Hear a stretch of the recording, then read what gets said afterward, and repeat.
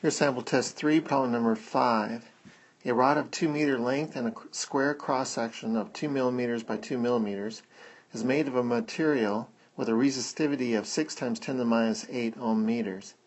If a potential difference of 0.5 volts is placed across the ends of the rod, at what rate is heat generated in the rod?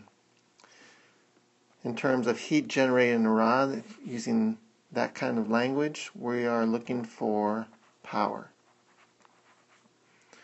Alright, so we have a rod, and it might look something like this, and the length is 2 meters, and the cross-sectional area is 2 millimeters by 2 millimeters, which is going to be 2 times 10 to the minus 3 times 2 times 10 to the minus 3, or 4 times 10 to the minus 6 square meters would be our area. And so our resistance, which is the resistivity times the length over the cross-sectional area, would be equal to 6 times 10 to the minus 8 ohm meters times 2 meters over 4 times 10 to the minus 6 square meters. So we're going to have a resistance of 0.03 ohms for this rod. Sounds good. If we connect this to a battery which has a voltage of 0.5 volts,